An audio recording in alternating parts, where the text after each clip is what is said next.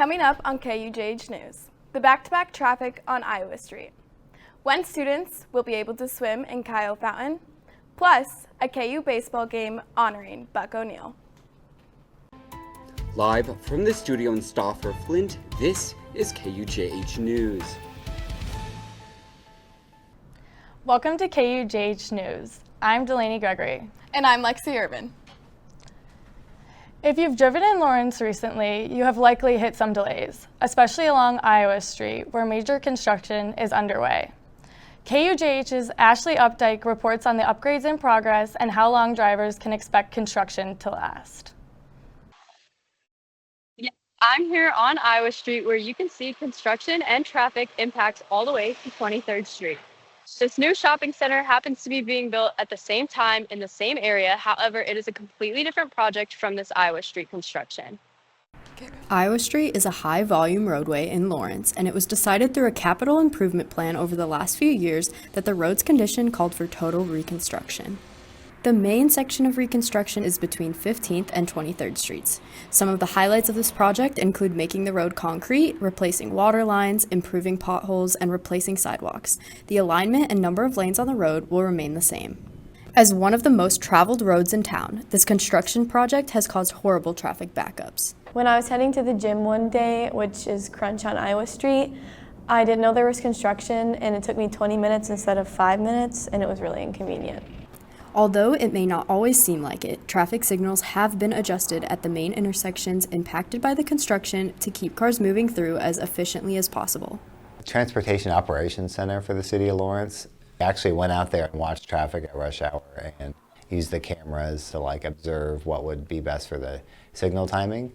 The construction management has coordinated with KU around events bringing in high volumes of traffic to be sure everyone can make it to things such as graduation, move out, and move in. We're putting information on our website and just making the project parameters known to everybody. During rush hour, traffic can be seen backed up anywhere between 15th and 23rd Street. Now, there's not a set completion date for this project as of now, but construction is currently scheduled all the way through the first quarter of 2026. For KUJH News, I'm Ashley Updike. Back to you in the studio. Thanks, Ashley. You can view weekly traffic updates online at lawrenceks.org under Traffic and Transportation. It is not just people driving on Iowa Street feeling the impact of construction. Another major project is causing traffic. The David Booth Memorial Stadium is in the middle of a major transformation. KUJH's Ashton Timish shows us how the renovations are impacting more than just football. David Booth Memorial Stadium is under construction. As part of the Gateway District project, the football stadium is undergoing massive renovations. But with construction comes road closures. 11th Street is closed off for a few blocks, leading to some troubles for travelers. Yeah, it's super annoying when I have to drive to my frat house. It's like a perfect road to go down, so I got to take a really long way around instead of just go straight through that road that's closed on 11th Street. Stadium construction began after the 2023 football season and ran through the 2024 season, forcing the Jayhawks to play at Children's Mercy Park and Arrowhead Stadium in Kansas City.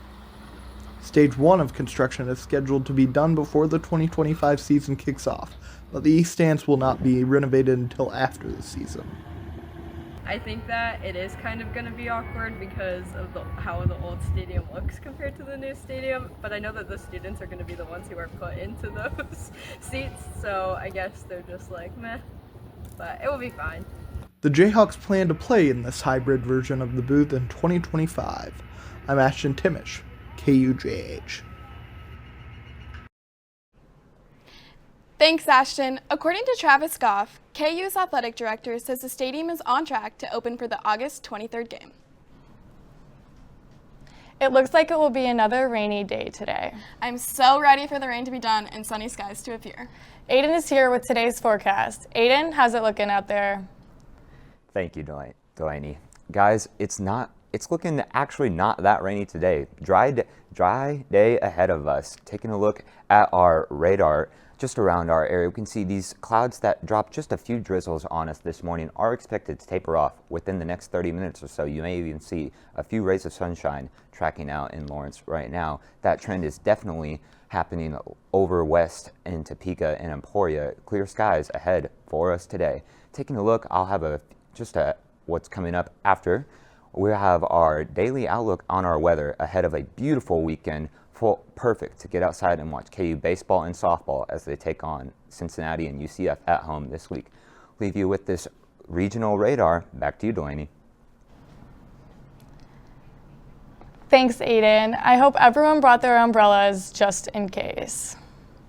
April is the month dedicated to raising awareness of sexual assault. According to KU, 26% of full-time enrolled female students will experience sexual violence during college. Wednesday, April 30th was Denim Day, an international movement where people wear jeans to stand in solidarity with survivors of sexual violence. KUJH's Grace Johnson reports on a recent event honoring Denim Day. On Denim Day, denim is not just a fashion statement. It's a symbol of solidarity. The movement began in 1999 after a controversial court ruling in Italy blamed a rape victim's jeans for the assault. Kale Winfrey Gorzek, a KU student and the director of advocacy series for the Sexual Trauma and Abuse Care Center, organized United by Threads, a Denim Day event at the Replay Lounge on Mass Street. I hope that comes out of this event really is just education and awareness. I think a lot of people don't know about Sexual Assault Awareness Month, and then a lot of people don't know about how much sexual violence actually impacts everyone. The event featured a panel of KU advocates, a sexual assault nurse examiner from Lawrence Memorial Hospital, and members of the Lawrence Police Department Special Victims Unit, who shared guidance on post-assault support. Pose is not consent. It's not an excuse to cross boundaries and blur lines. Respecting those boundaries is essential to building a culture that supports survivors. Empathy and solidarity play a powerful role in making a difference. I may not be able to relate through the stories of the survivors and these people who went through this experience, but me to be able to sympathize with those people and to be there to support one another. Survivors and victims deserve support. For resources, visit Lawrence and KU's Sexual Trauma, Abuse, and Assault Prevention Centers. For KUJH News, Grace Johnson. Thank you. I am glad that there are many resources available on campus and in Lawrence. Coming up on KUJH News, a revolving exhibit on Lawrence history, the Red Cross Blood Drive, plus Aiden will join us in studio with a look at the upcoming forecast. Stay with us.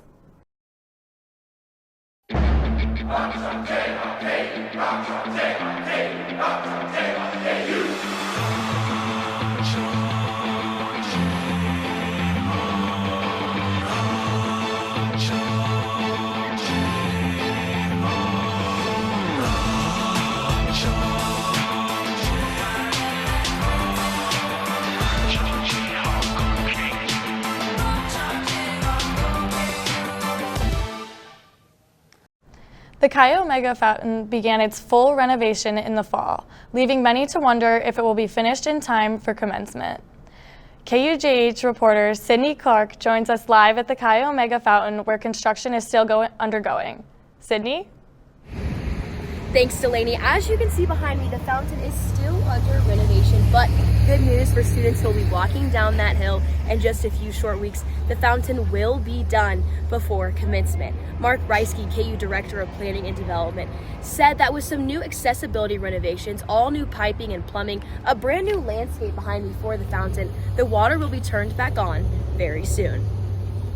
Right now we expect the bronze of the fountain to go in early next week, the landscaping to go in next week at some time, and then the fountain to be back on probably that following week. The Chi Omega Fountain made its mark on Jayhawk Boulevard in 1955 as a memorial to alumni on the 50th anniversary of the founding of the Lambda chapter at KU. Now, it's undergoing a full renovation with the help of an anonymous donor, but it's keeping some of its familiar touches. The fountain's going to look very similar. So the new bronze were cast off the old soldered plates that were on the fountain. So those will be identical. There'll be a couple minor changes to help with durability of the fountain. And then most of our students have never seen a pineapple on top of it, but there was a pineapple on top of it. There will be a pineapple back on top of it. The original fountain had a pineapple on top, and now the new one will resemble the original glory of the KUJH fountain. KUJH Fountain's a significant part of what KU is, and part of, one of the special places at the University of Kansas. A significant part of KU's tradition for all, but also for all members a part of the Panhellenic community.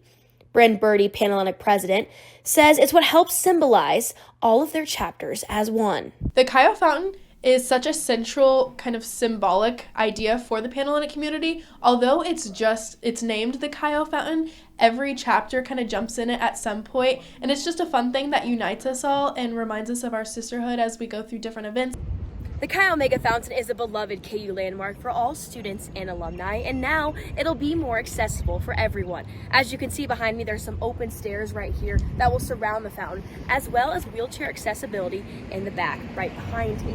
And what's not to love about a pineapple sitting right on top of the fountain? Live outside the KUJH Mega Fountain, I'm Sydney Clark. Delaney?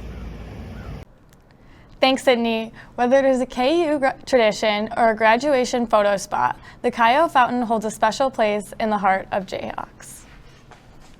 Like the KUJH fountain's historical significance in Lawrence, Watkins History Museum, an iconic building, is hosting an exhibit on the history of Lawrence. The mission of the Watkins Museum of History is to preserve and share the history of Douglas County, especially Lawrence. We have artifacts and images from the 1850s up to the present, and we preserve these materials here at the Watkins Museum, and we put them on display so that people can learn the history of the area. The Watkins Museum of History is marking 50 years as a community museum, a milestone made possible by decades of local support. After city officers moved out of the building in 1970, volunteers, city leaders, and nonprofits worked together to preserve the site and open it to the public in a new way. The museum's 50th anniversary exhibit is now open and celebrates the people who helped make it happen. You can visit the museum at 1047 Massachusetts Street. After a few days of rain this week, I am looking forward to the nicer weather this weekend. Me too, Delaney. Aiden is back with a look at what to expect. Thank you, Lexi. We've got a pretty cloudy day outside. Once those clouds move off, as we looked at earlier, the isolated chance of a shower or storm or two is not out of the question, especially as we move into our evening. It is very sticky outside. I will admit that humidity is getting through the roof at 67% today. Our high is about 69. It's about 66 outside right now.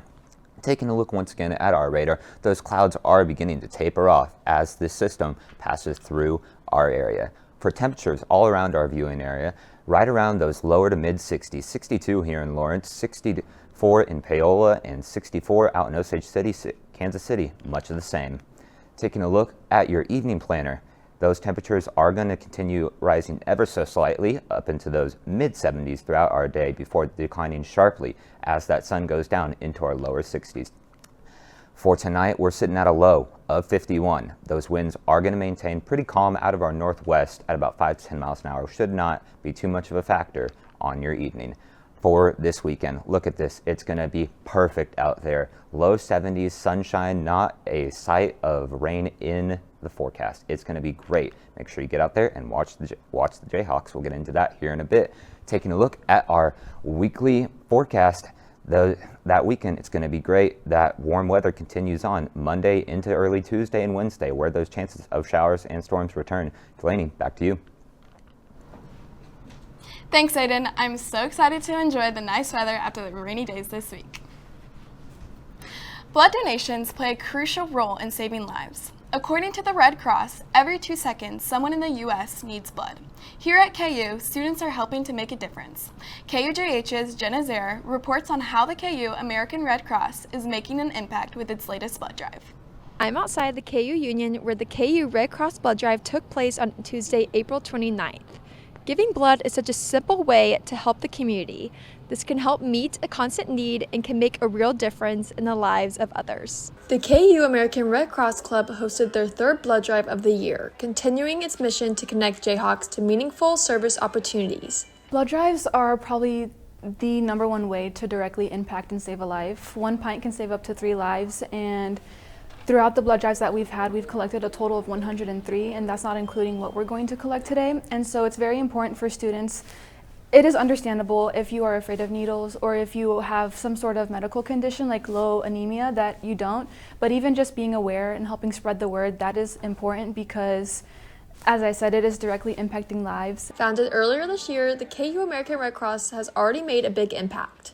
Not just through blood drives, but also by partnering with other student organizations to raise awareness and expand their reach on campus. We also reach out to other clubs, so this blood drive we have right now is in collaboration with Doctors Without Borders, which is another student organization, and the one we had last week was with Best Buddies, and we've also triple hosted a blood drive with Latin America Student Union and the Black Student Union here at KU, and so we're all about kind of like collaboration with other clubs, because through other clubs we're able not only to get our name out but to be able to recruit more members to our club. And so that's kind of what we're focused on this year. Because we are a new club, we do want to grow that membership to have our name out there. More events like this will come next semester in the fall. To learn more or to get involved with the KU American Red Cross Club, visit their Instagram at KU_ARCC. From students to staff, the KU community continues to show what it means to support others in need. For KUJH, I'm Jenna Zaire. Thanks, Jenna. For more information regarding upcoming blood drives, visit the American Red Cross and University of Kansas partner website.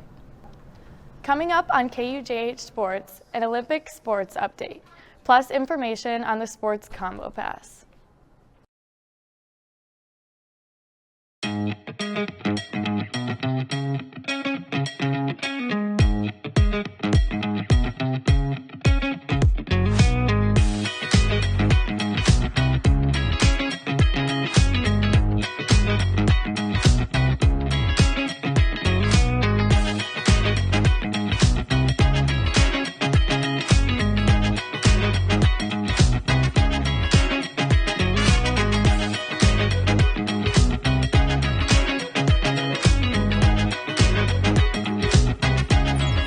National champions deserve a clean campus.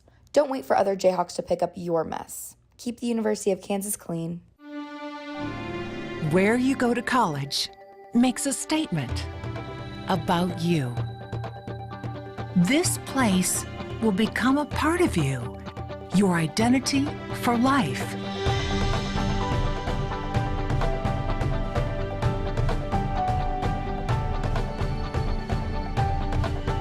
The University of Kansas, a great place to be you. Welcome back to KUJH Sports. I'm Caden Lecce. KU students hoping to pack the stands at football and basketball games this year will have to pay a bit more. KU Athletics is raising the price of the popular student combo pass for the first time in 6 years. KUJH's Delaney Gregory has the story. The KU Student Combo Pass, which gives students access to all sporting events, especially football and basketball games, will now cost $225, up from $175 last year. KU officials say the price hike supports renovations to Allen Fieldhouse, upcoming stadium improvements, and rising operation costs. With the increased amenities, all of those things kind of factored in that we felt like, this was the time to do it based on upgraded experiences. KU Athletics also looked at prices from nearby schools. At K-State, students will pay $250, while Mizzou students pay $200 for their passes. With KU's new $225 pass, prices are comparable, but some students still aren't convinced it's worth it. I think our two main sports they're not doing as well, so for them to raise the price, it doesn't really seem like ideal or even fair for that to happen. Despite the increase, the pass still includes early access to major football games like Kansas State and Oklahoma State, as well as entrance to men's basketball, though seating is still first come, first serve. Freshman year, I was fine with the price, and it didn't really bother me, and the new increase in it still doesn't bother me. I love going to the games, and I'm so excited for the new stadium. While the price is going up, KU officials say the value is too. With better facilities and high-profile matchups on the way, students have until August 6th to purchase their pass. For KUJH News, I'm Delaney Gregory. Thanks, Delaney. Whether it's for the rivalry games or just to be a part of the crowd, students will have to decide if the new price is worth the experience. Spring sports are making headlines as their seasons come to a close. Men's golf set a new program record with their 9th straight NCAA regional appearance. The Jayhawks will travel to Washington for the Bremerton Regional as the 8th seed. KU is set to tee off on May 12th. Our women's team received their 3rd straight and 4th ever at-large selection to the NCAA Regional Championship. With this 4-seed appearance, the Jayhawks set a program record for the highest regional seed in school history. They're headed to Columbus, Ohio, and will compete May 5th through 7th.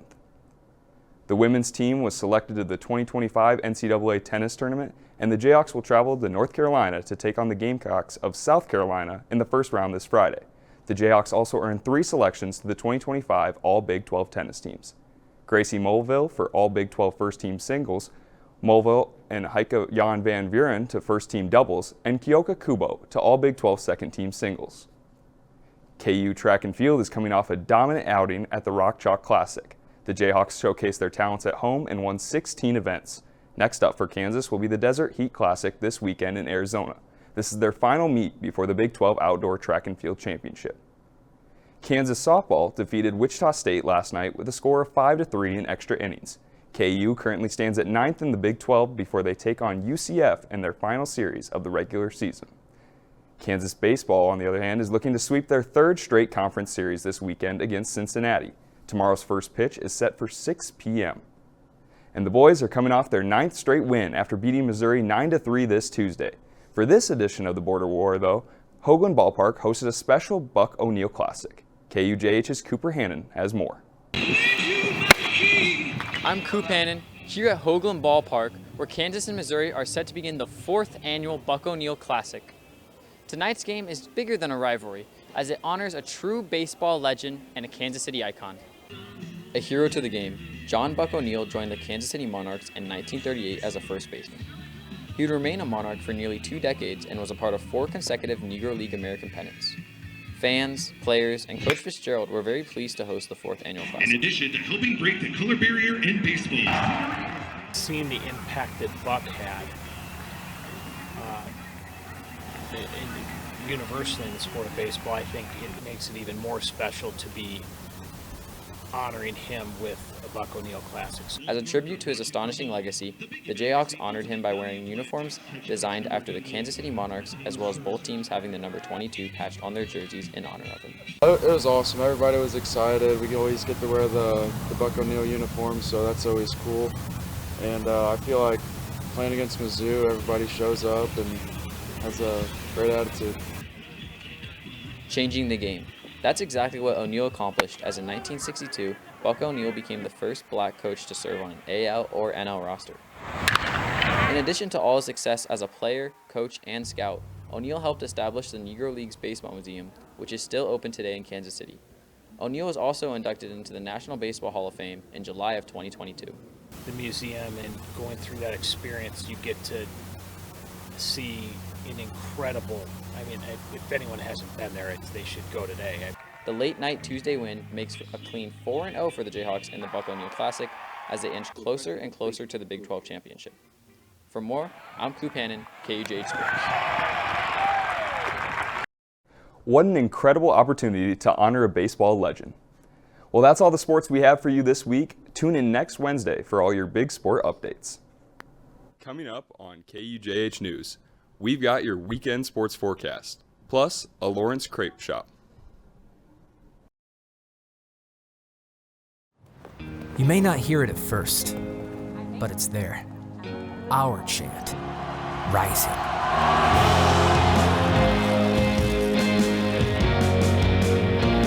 On this summit, callings converge, voices unify into a chorus